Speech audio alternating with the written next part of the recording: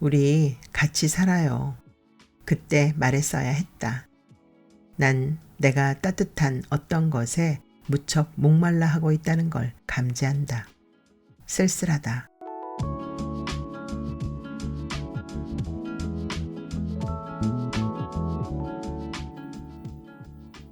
달맞이꽃. 주연. 창들은 닫혀 있다. 시멘트 덩어리에 구멍을 뚫어놓은 네모난 창들은 빈틈없이 입을 다물고 있다. 주위를 감도는 건 저교로운 뿐 칸마다 한 그루씩 놓여있는 관상나무들의 그림자가 화석처럼 굳어있다. 희부만 불빛 틈새로 세탁기에서 빠져나온 길고 짧은 빨래들만이 저 안에 사람이 산다는 흔적을 일깨우고 있을 뿐이다. 아버지는 에어컨 때문에 건조해진 코를 킁킁거리며 일담한 신문을 다시 펴놓고 대선을 앞두고 펼쳐지는 용들의 이전 투구를 살필지도 모른다. 난 시선을 거두고 슬리퍼 밑으로 퍼석퍼석 내려앉는 모래 알갱이를 밟으며 미끄럼틀 쪽으로 다가간다. 아이들 체격에 맞춰 만들어진 미끄럼틀의 난간은 내가 서자 꽉 조여지는 느낌으로 답답하다. 내친 김에 난 걸작 비디오로 발길을 옮긴다. 내가 사는 아파트 상가에도 비디오 가게가 있긴 있다. 재활용품을 묶을 끈이나 라카 따위를 사러 상가 철물점에 가는 길에 거길 지나치거나 가끔은 시장에서 빌리기 힘든 귀한 테이프들을 빌리러 그곳에 들린다.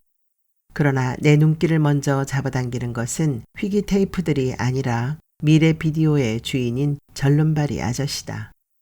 고집스러워 보이는 각진 턱에 푸르스름한 면도 자국이 유난한 그는 카운트에 비디오 테이프 대신 늘 책을 수북이 쌓아두고 있다. 장사가 될 만한 비디오 테이프들을 틀어놓고 의미 없이 실실거리거나 하품이 찍찍 새나올 쯤 가게 안에 들어온 손님들과 시시껄렁한 농담 따먹기를 일삼는 이 부근의 다른 가게 주인들과도 그는 다르다. 이루지 못한 그 무엇에 대한 뒤늦은 회한에 설까. 누에처럼 상체를 옹그린 채 책상 언저리에 눈빛을 빛내고 있는 주인 아저씨를 보면 왠지 모를 처연함에 어깨 위에 손이라도 얹고 싶어진다. 한때 그가 품었을 희망들이 아무도 빌려가지 않는 비디오 재킷 위에 켜켜이 내려앉은 먼지로 떠도는 것 같다. 난 주인 아저씨가 어쩌면 한쪽 다리론 감당할 수 없는 책의 부피 때문에 비디오 가게를 차렸을지도 모른다고 지레 짐작한다. 저만치 보이는 비디오 가게에는 사람들로 북적인다. 백수에겐 단골 비디오 가게 하나쯤은 있게 마련이다. 신프로의 한가운데에 베르톨루치의 파리에서의 마지막 탱고가 꽂혀 있다. 난 비디오 소식지 한 부와 테이프를 들고 내거리를 지나 LG 슈퍼 앞에 멈춰선다. 성에가 낀 냉동고의 덮개를 열고 아이스콘을 꺼내든다. 달짝지근한 아이스크림이 입안에서 사르르 녹을 때 난 엄마가 자주 입에 올리는 네 처지를 잠깐이나마 잊는다. 저기 공중전화 부스가 보인다. 난 안으로 빨려 들어간다. 그의 아파트로 전화를 건다. 아파트의 창들이 닫혀 있는 걸 보았고 불빛 사이로 빨래가 널려 있는 게 보이더라고. 그 틈새에 내 티셔츠와 치마 따위는 섞어 걸 수 없노라고. 물끄러미 올려다 보았을 뿐이라고 말하고 싶었다. 그러나 그는 전화를 받지 않는다. 요즘 그는 매번 집에 없다. 난 벨이 10번쯤 울릴 때까지 숨을 죽이다 제 다이얼을 누른다. 자칭 독신주의자란 기리미에 사뭇 부풀어 오른 음성이 튀어나온다. 그 남자 정말 괜찮았어. 누구? 어제 토요일 나 선봤잖아. 어떤 사람이기에? 사업하나 봐. 3차까지 갔었어. 내가 머리 벗겨진 남자 혐오하는 거 너도 알지?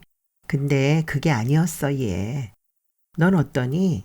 아직 그 남자랑 연락해? 그렇지 뭐. 입안이 까끌거렸다. 말은 허공을 떠다니고 의미를 쫓아 저들끼리 키들거렸다.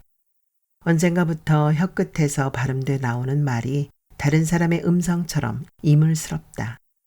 난 내 말을 통제할 수 없다. 아파트 창으로 빨래가 널려 있는 게 보였어. 기림아.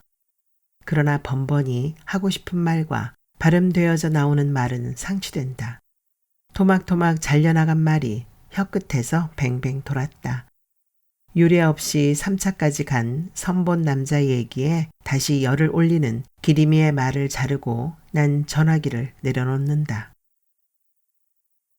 나팔꽃 종자에서 달맞이꽃을 피울 수 있을 것 같아? 생물학을 전공한 셋째 언니는 내 결혼을 반대하고 나서며 그렇게 빈정거렸다. 사물에 무엇이든 우성과 열성으로 양분하길 좋아하는 언니였다.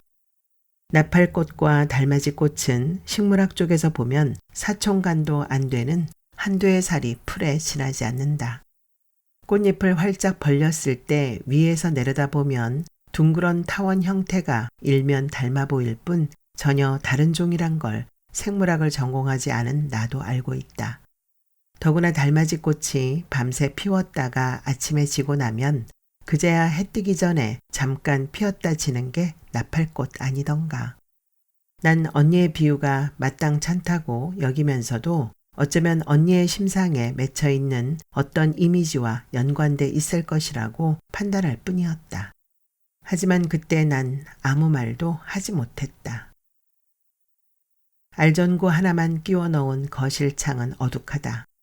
엄마는 밤눈을 가진 사람이다.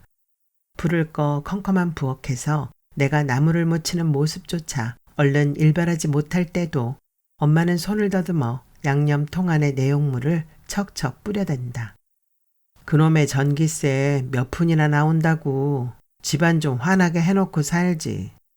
아버지가 아무리 나무래도 엄마는 그 너른 거실에 60촉짜리 알전구 하나만 끝까지 고집한다. 현관문을 열자 과산화수소 냄새가 코를 찌른다. 엄마는 곰팡이균이 발톱까지 파고 들어온 발가락을 내려다보고 소독을 하고 있다. 예의 오른쪽 아랫입술에는 라일락이 끼어져 있다. 타버린 재가 담배 필터만큼이나 아슬아슬하게 매달려 있다. 희끄무레한 연고를 쓱쓱 문지르는 엄마의 손놀림 때문에 담뱃재가 베란다 바닥에 깔아둔 누르스름한 모노륨 장판 위로 떨어진다. 저건 멀리서 보면 장판인지 원목나무를 깐 건지 분간할 수 없을 만큼 정교하다. 난 원목처럼 보이는 장판 같은 건 싫다. 집 근처의 거북공원에 가면 통나무를 잘라 앉혀놓은 듯한 의자가 있다. 기분 좋은 걸음으로 다가가 거기에 앉으면 그러나 엉덩이에 닿는 촉감은 나무가 아니다. 으깬 시멘트를 나무처럼 보이게끔 나이테까지 그려 넣어 색깔을 칠해놓은 것이다. 침을 탁 뱉고 싶다. 가짜인 것이 진짜를 포장하고 나오는 것은 견딜 수가 없다. 난 가짜만큼이나 아류도 싫어한다. 엄마는 담배 중독자다. 먹고 자고 강부자가 나오는 일일 드라마를 볼 때 외엔 거의 담배를 입에서 빼는 적이 없다. 난 엄마가 하루에 몇 갑의 담배를 죽여대는지 헤아릴 수 없다. 다만 유자 껍질 같은 모공과 시커멓게 타들어간 입가나 니코틴의 진이 누렇게 베인 손가락들만 때때로 유심히 살필 뿐이다. 엄마는 생의 눈물 대신 담배를 선택한 여자들 중에 한 명이다.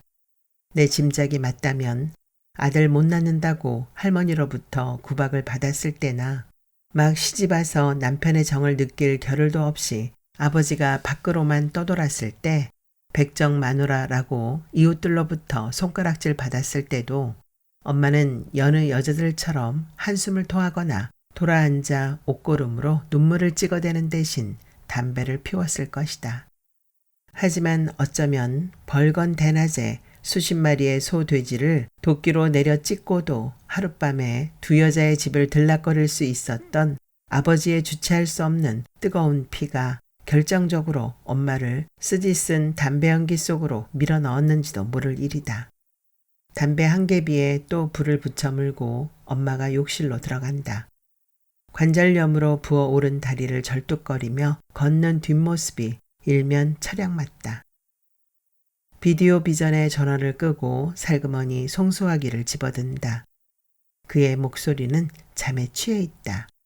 그는 아무런 말도 하지 않는다. 두 사람이 토해내는 숨소리만이 전화선을 타고 있을 뿐이다. 끊자. 너 좋은 남자 만나 그냥 결혼해. 전화하고 이래서 뭘 어쩌겠다고. 난 지쳤어. 맥이 탁 풀렸다. 이건 단지 미련인 걸까? 손끝에서 놓여난 전화기가 두꺼운 유리판 위로 툭탁거리며 뱅그르르 미끄러진다. 난 대학을 졸업한 후 줄곧 둥지야하게 선생 노릇을 했다. 학교 때의 봉사 서클이 내 일터가 된 것이었다. 그가 학생으로 들어온 건 5년이 지난 뒤였다. 난 27살이었고 집에선 맞선을 보라고 서둘렀다. 난 그 나이가 되도록 결혼 상대자에 대한 구체적 조건표를 갖고 있지 않았다. 다만 언제부터인지는 모르지만 그림 한 장이 실루엣처럼 마음속에서 속수무책으로 형체를 부풀리고 있을 뿐이었다. 한 남자가 황량한 벌판에 홀로 서 있다. 주위는 깜깜한 어둠 속이고 더구나 아픈 절벽이다. 그러나 남자의 눈은 한치의 두려움도 없다. 그의 등줄기는 곧고 당당하다.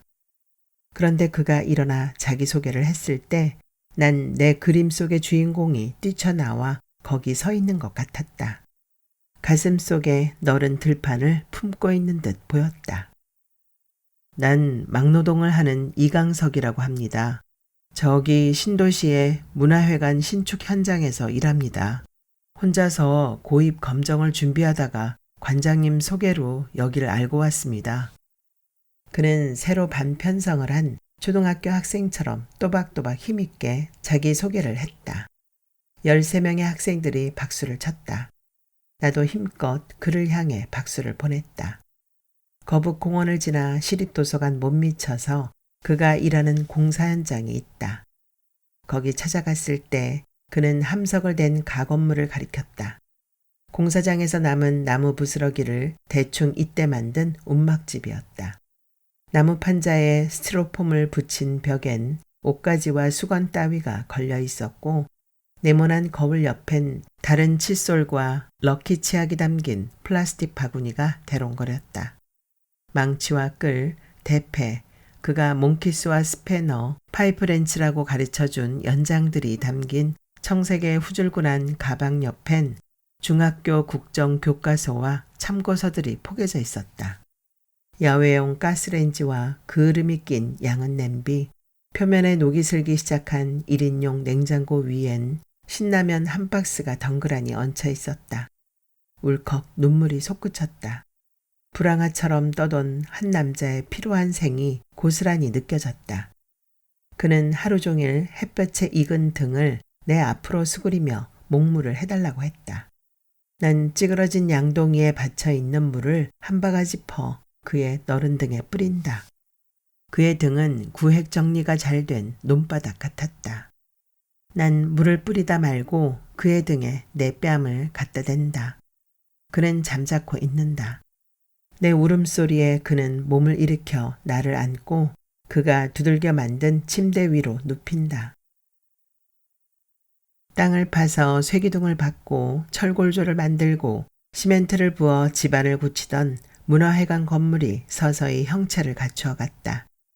현장 사무실을 지나쳐 시립도서관으로 가던 길이었다. 쓸모없이 잡초들만 우거졌던 문화회관 부지엔 어느 날부터 텃밭이 탐스럽게 가꿔지고 있다. 나는 지난 몇 달간 채소들이 자라는 소리를 들으며 그 곁을 지나쳤다. 줄기에서 잎이 돋아나고 꽃술에서 가지와 고추와 토마토가 열리기 시작할 때 그를 향한 내 마음도 수수대처럼 쑥쑥 뻗어나갔다. 그때는 그가 3살 때 고아원 앞에 버려져 거기서 자랐다는 것도, 중학교를 중퇴하고 15살 때 고아원을 뛰쳐나와 온갖 밑바닥 생활을 전전하며 막노동을 하고 있는 것도 문제될 게 없었다. 언니들은 부정하고 싶어 했지만 나 역시 아버지의 딸이었다. 도서관의 제2열람실에서 난 그가 읽을 만한 책들도 종종 함께 골랐다. 서가에서 골라낸 책들을 쌓아두고 읽다 보면 그가 맞은편 테이블을 툭툭 칠 것이다. 열람실 문이 닫히기 전에 우린 서둘러 휴게실에서 라면이나 빵 따위를 사 먹고 둥지 야학으로 향한다.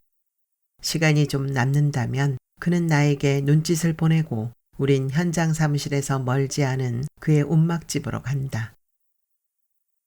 그가 갑자기 벌떡 일어난다. 그의 손엔 적금 통장 5개가 쥐어져 있다. 곧 아파트를 하나 살 거야. 그것도 현금으로. 평생 남의 집만 지어주며 살 수는 없어. 난 그의 환한 얼굴에 찬물을 끼얹을 수 없었다. 그는 나와 결혼하자고 말하고 싶은 것이다. 그의 속내만큼 분명한 건 우리 집에서 그를 한 가족으로 받아들이는 일은 없으리란 사실이었다. 아버지의 인생의 후반기에 찾아든 명예욕은 막내딸을 사자붙은 남자에게 시집 보내는 완결편으로 짜여져 있음을 난 눈치채고 있었다. 그가 통장을 내 앞으로 디밀었다. 난 5개의 적금 통장에 찍혀 있는 금액을 확인하는 대신에 이불깃을 불안하게 잡아당겼다. 그 무렵 야학에선 우리 관계가 공공연히 입방아에 오르내리고 있었다. 구청의 지원을 받아 운영되는 둥지 야학은 보수적이었다. 난 내 감정을 잘 다독였으나 교사들이 무심코 던지는 말에 갈수록 상심이 컸다. 그와 나 사이를 빈정대는 학생들의 낙서도 눈에 띄었다. 교단 위아래에서 그와 눈길이 마주치는 게 점점 부담스러워질 쯤 결혼하고 싶어하는 사람이 있다고, 언젠가는 자기 꿈을 이룰 수 있는 남자가 있다고 엄마에게 털어놓았다. 그가 맨 처음 야학에 들어와 자기 소개를 했을 때처럼 난 또박또박하게 그에 관해서 얘기했다. 반응은 예상대로였다. 엄마가 머리채를 휘어잡았다. 신도시로 이사왔기 망정이지 동네 우사를 우째 감당할 뻔했노. 네가 지금 제정신이가? 네 어릴 적 애비 백정한다고 수군대던 거 기억 안 나나? 너한테 인정 못 받는 일 하면 어떤 꼴 당하는지 니도 겪었을 거 아이가? 젊은 남자가 어디 헤쳐먹을 게 없어서 노가다 판에서 몸품 팔고 산다더노. 여자로 치면 그게 순 작부나 마찬가지 아이가. 집안이 발칵 뒤집어졌다. 내가 고등학교에 입학할 무렵 도살장 일을 그만두고 이 도시의 축산물 유통단지에 취직하여 번듯한 직위를 꿰차고 있는 아버지는 그라는 존재가 자신의 씻을 수 없는 과거를 상기시키기라도 하는 듯 눈에 파란 불꽃을 튀기며 당장이라도 내 어깨를 내리찍고 싶다는 표정을 지었다. 언니들은 눈이 찢어지게 나를 쳐다보더니 조소가 가득 찬 웃음을 깨물었다. 증권사 펀드 매니저와 대기업체 과장, 5급 공무원인 세 형부는 그를 동서의 대열에 끼워 넣는 것 자체가 자신들을 모욕하는 일이라고 받아들이는 듯 했다. 락 페스티벌이 곧 있을 문화회관 야외 공연장에 사람들로 북적인다. 보행기에 아이를 태워 나온 부부와 인근 상가에서 퇴근해 나온 여직원들과 교복 입은 학생들이 삼삼오오 모여 앉아 호기심에 찬 눈동자를 굴리고 있다. 신도시는 빠른 속도로 변해가고 있다.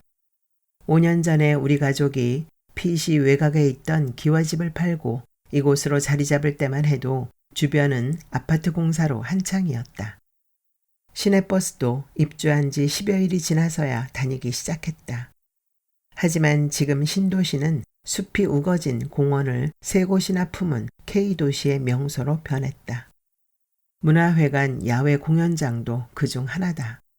시민들이 별을 보고 풀향기를 맡아가며 매주 공연을 즐길 수 있는 도시가 그리 많지는 않을 터였다.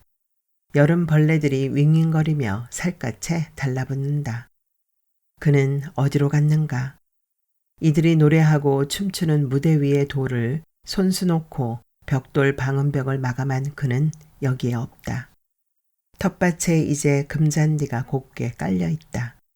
관객들의 열망과 젊은 남녀의 유희와 이곳이 예전엔 한 남자의 정성으로 가꾸어지던 마음밭이 있던 자리였음을 모르는 행인들의 무심한 발걸음만이 부산스러울 뿐이다. 3년 전 난 누렇게 떠 분질러져 있던 수수깡을 떠올린다. 부모님은 뭘 하시나? 두 분 다 돌아가셨습니다. 그러면 형제는? 어릴 때 고아원에서 자랐습니다. 형제는? 그렇담 일가 친척도 없겠구먼. 네. 자네 뭐 해먹노? 네? 아, 예, 직업이 현재는 공사장에서 일하고 있습니다. 막노동이라. 우리 딸의 얘기로는 중학교도 못 마쳤다면서? 예. 이기 순 호로자식 아이가. 이미 내게서 들어 알고 있었음에도 아버진 재차 확인하더니 목젖이 보이도록 고함을 질렀다. 어디서 돌멩이처럼 굴러먹다 와선 내 딸년을 탐내길. 너 같은 놈은 잡초야. 아무데나 씨 뿌리면 그게 다 네 땅인 줄 아는 모양인데 천만에 만만의 말씀. 설사 내 딸이 네 놈의 애를 뱄다고 해도 노가다 놈한테는 내 딸 못 줘. 아버지의 어떤 말에도 고개를 주걱거리고만 있던 그가 천천히 일어났다. 난 아버지의 손목을 세차게 뿌리치고 그를 쫓아가 등을 돌려 세웠다. 그가 이를 갈아붙이듯이 내뱉었다. 한 인간이 마음에 들지 않는다고 모욕할 권리까지 있는 건 아니야. 그가 돌아섰다. 그의 등은 내가 예전에 목물을 해주던 그 등이 아니었다. 난 그 자리에 주저앉았다. 며칠 계속된 비 때문인지 들기름을 먹인 장판이 군데군데 들떠있다. 엠보싱 화장지처럼 올록볼록한 방바닥을 손으로 쓱쓱 문지르며 아침 9시가 넘도록 난 돗자리 위에서 뒹군다. 습기로 눅눅해진 건 장판과 벽지뿐이 아니다. 유전인지 엄마 말처럼 조상묘를 잘못 써서 그런지 나의 왼쪽 무릎도 쑤시고 아렸다. 앉고 일어설 때마다 우두둑거리던 뼈마디 꺾어지는 소리가 요즘 부쩍 더하다. 관절염에 감자즙이 좋다는 얘기를 듣고 마침 아파트 부녀복지회에서 벌이는 감자 팔아주기 운동에 동참할 겸 감자 한 박스를 사들인 건 지난달이다. 퇴행성 관절염을 앓고 있는 엄마는 보름 정도 감자와 당근을 3대1의 비율로 섞은 감자즙을 마시고 난 뒤 무릎의 붓기가 편하게 빠졌다고 만족해한다. 내가 봐도 다리 붓기가 빠진 게 뚜렷하다. 한 며칠 감자즙을 덩달아 마시던 나는 감자 특유의 역한 냄새에 질려 그만 관둬버렸다. 그런데 의아스러운 건 엄마의 태도다.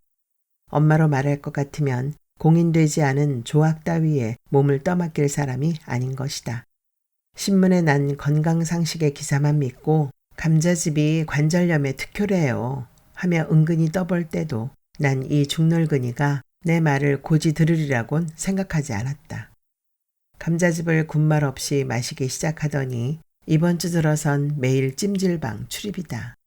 난 말은 안 하지만 엄마가 당신 건강을 챙기는 진짜 이유를 안다. 안전뱅이가 되어 막내딸 혼례식에 나갈 수는 없다는 얘기다. 그런데 당사자인 나는 점점 결혼 가능성을 잃고 있다. 아버지의 명령에 못 이겨 지난 봄엔 몇 차례 맞선까지 보았지만 갈수록 마음속에 그늘만 깊어갈 뿐이었다. 별 남자 없다고 남녀가 살 비비고 살다 보면 다 정들게 되어 있다고 그러지만 막상 맞선 자리에 나가면 남자의 넥타이 색깔이나 손톱 모양 같은 것만 눈에 새기고 오기 일쑤였다. 지난 봄에 선본 남자 중에 한 명은 아버지의 소원대로 의사였다. 그 남자는 조만간 전문의 자격을 따게 될 의사라는 신분을 떼내면 장바닥에서 색색깔의 고무줄 자판이나 버리면 알맞을 좀생이처럼 보였지만 꼴에 말을 빙빙 돌려가며 내가 처녀인지 아닌지를 가늠하느라 애를 써보였다. 여행은 많이 가보셨나요? 잠은 주로 어디서 잤나요?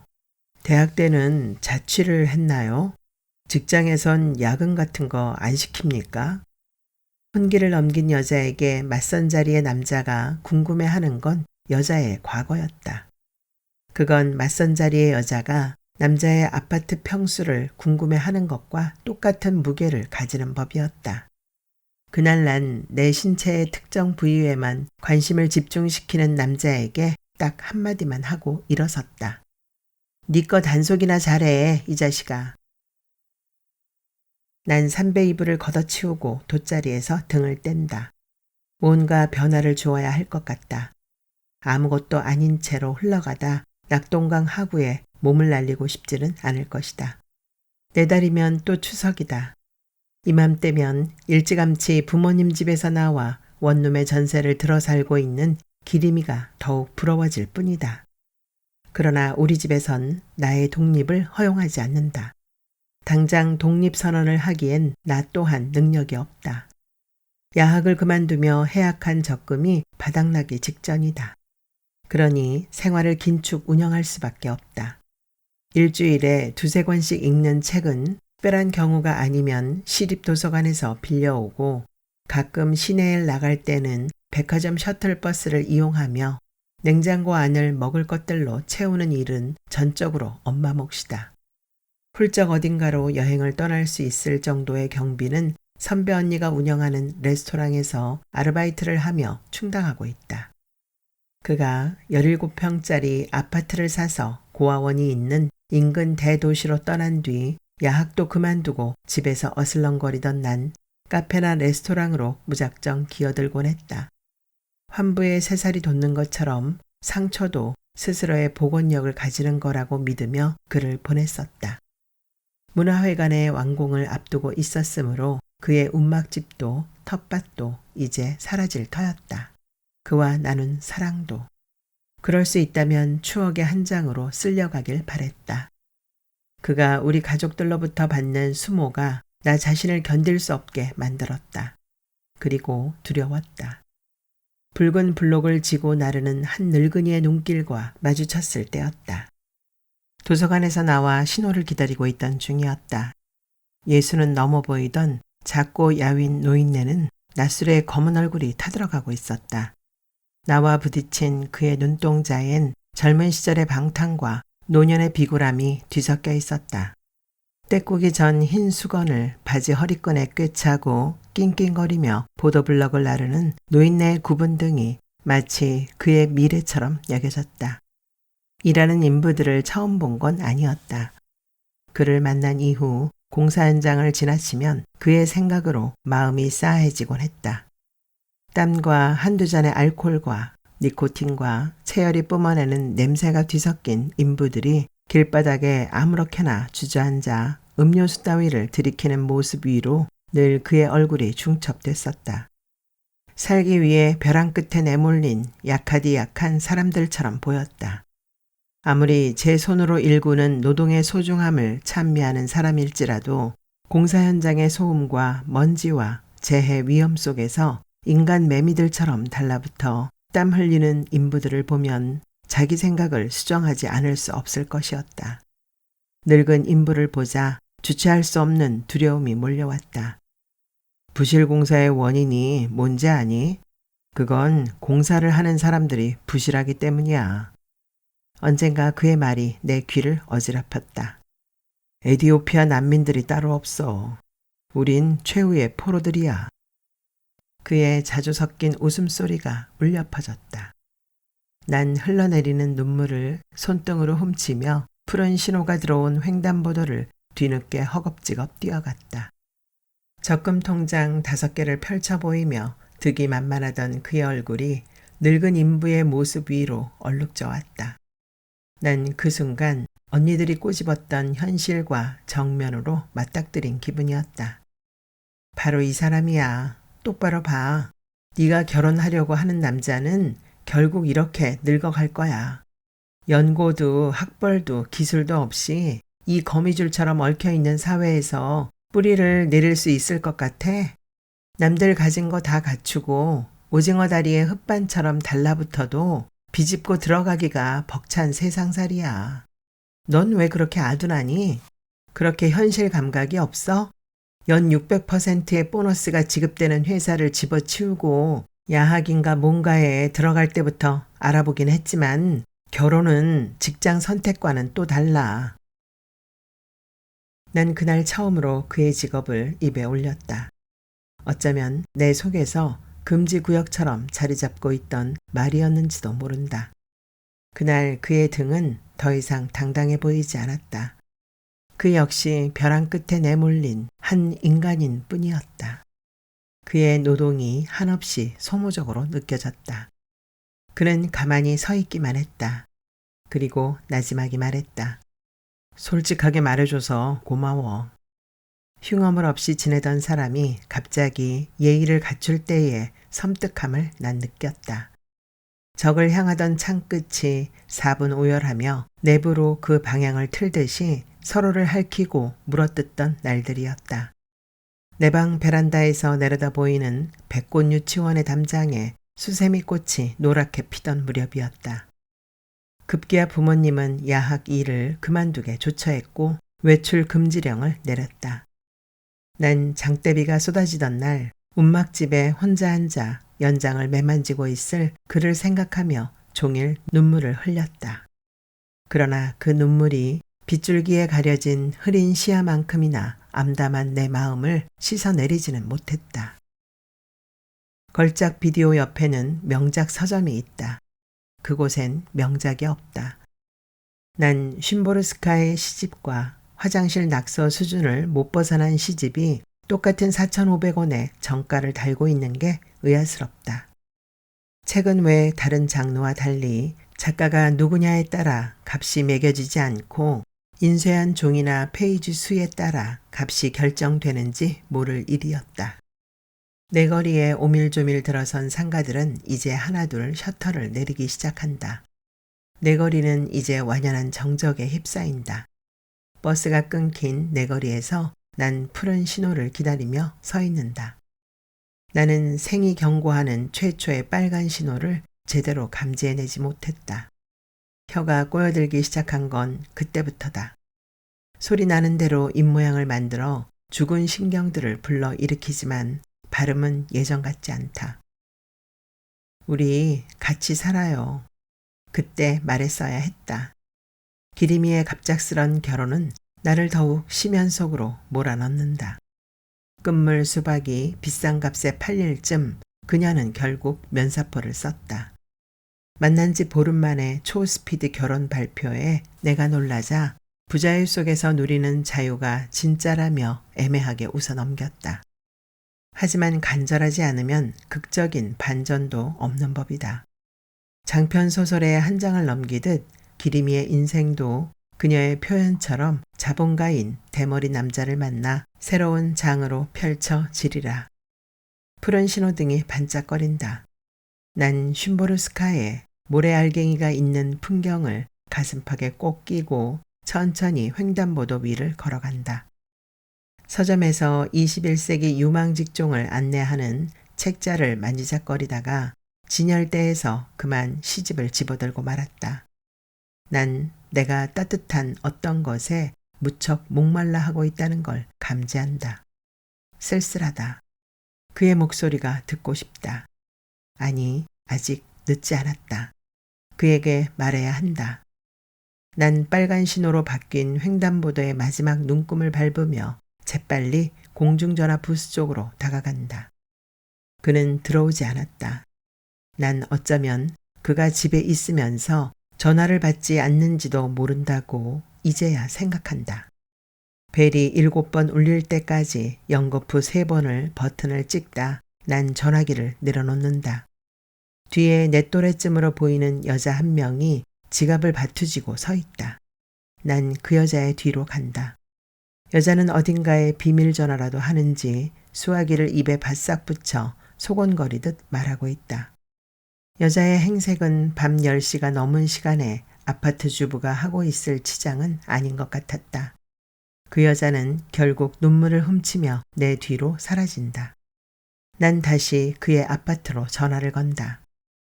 결혼해, 나. 여기 공단에서 일하는 조선족 여자야. 나 공장에 취직했어. 난 쉼보르스카의 시집을 꼭 껴안는다. 난 나도 모르게 무릎과 무릎을 비벼대고 있다. 여러분, 이건 수세미라고 하는 거예요. 여러분은 엄마가 설거지할 때 무엇으로 하는지 알죠? 그래요. 이게 그 수세미예요. 근데 이건 슈퍼마켓에서 파는 게 아니에요. 이슬을 머금고 땅에서 씩씩하게 자라는 식물이에요. 자, 그럼 이건 무엇이죠? 벽돌이요. 벽돌로는 무엇을 만들죠? 집이요. 아파트요. 높은 탑이요. 네, 다 맞아요. 저기 수세미 덩굴이 올라간 담장도 이 벽돌로 만든 것이에요. 지금 여러분 앞에 있는 이 벽돌도 무엇인가가 되기 위해 여기 있는 거예요. 유치원 담장 아래서 야외 수업을 받고 있는 올망졸망한 아이들의 목소리가 베란다의 창을 타고 넘어왔다. 언젠가는 이 벽돌도 집이 되고 높은 탑이 될 거예요. 갓 전문대 유아교육학과를 졸업했을 법한 여선생의 한껏 과장된 음성이 아이들의 제잘거림 속으로 섞여들었다. 언젠가는 이 벽돌도. 난 지갑을 챙겨들었다. 하늘이 유리알처럼 투명했다. 구름은 모양을 흩뜨리며 점점이 어딘가로 흘러갔다. 절름발이 아저씨네 가게로 발길을 돌렸다. 상가의 대형 지하 슈퍼에서 여자들의 옷차림이 일제히 가을을 몰고 온 것 같다. 상가 입구에 있는 베이커리에서 배어나오는 달걀 냄새를 맡으며 난 안으로 발을 들여놓는다. 그러나 멀찍이 보이는 미래 비디오는 웬일인지 셔터가 내려진 채다. 가게 앞에 발을 멈췄다. 점포 정리, 9% 싸게 사실 분 연락이요. 점포 임대, 자택 전화. 글자들이 마음 한구석을 둔중하게 파고들었다. 난 셔터를 두드렸다. 쾅쾅. 그러나 문은 견고하다. 상가 안을 다 집어삼킬 듯 소리만 요란스러울 뿐이었다. 철물가게 주인이 뛰쳐나왔다. 아니, 눈은 어디다 두고 다녀요? 거기 써붙인 거 안 보여요? 문 닫은 지가 언제라고. 난 호주머니에 손을 푹 찌르고 상가를 걸어 나온다. 가을바람이 어김없이 내 살갗에도 꽂힌다. 으스스 몸이 떨렸다. 발 아래서 모래알갱이가 퍼석퍼석 내려앉았다. 이명처럼 내 노란 달맞이 꽃들이 지는 소리가 그제야 들리기 시작했다.